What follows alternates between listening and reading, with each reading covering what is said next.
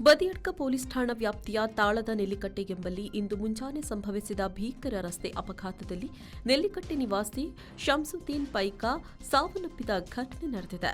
ಶಂಸುದ್ದೀನ್ ಅವರ ಪುತ್ರ ಸಲ್ಮಾನ್ ಫಾರಿಸ್ ಗಂಭೀರವಾಗಿ ಗಾಯಗೊಂಡಿದ್ದು ಅವರನ್ನು ಆಸ್ಪತ್ರೆಗೆ ದಾಖಲಿಸಲಾಗಿದೆ. ಶನಿವಾರ ಬೆಳಗ್ಗೆ ಸುಮಾರು 6 ಗಂಟೆಯ ಸುಮಾರಿಗೆ ಈ ದುರ್ಘಟನೆ ಸಂಭವಿಸಿದೆ.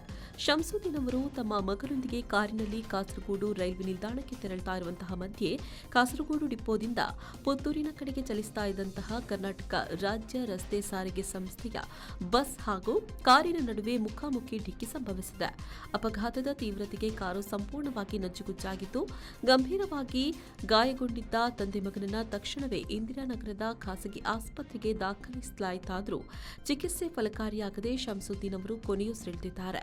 ಮೂಲತಃ ಪೈಕ ನಿವಾಸಿಯಾದ ಶಂಸುದ್ದೀನ್ ಅವರು ದೀರ್ಘಕಾಲ ವಿದೇಶದಲ್ಲಿ ಉದ್ಯೋಗದಲ್ಲಿದ್ದರು. ಕೆಲವು ವರ್ಷಗಳ ಹಿಂದಷ್ಟೇ ಅವರು ನೆಲ್ಲಿಕಟ್ಟೆಯಲ್ಲಿ ಖಾಯಂ ಆಗಿ ನೆಲೆಸಿದ್ರು ಅಂತ ತಿಳಿದು ಬಂದಿದೆ. ಸ್ಥಳಕ್ಕೆ ಪೊಲೀಸರು ಭೇಟಿ ನೀಡಿ ಪರಿಶೀಲನೆ ನಡೆಸ್ತಾ ಇದ್ದಾರೆ. ರೆಹಮಾನ್, ವಿ4 ನ್ಯೂಸ್, ಮಂಜೇಶ್ವರ.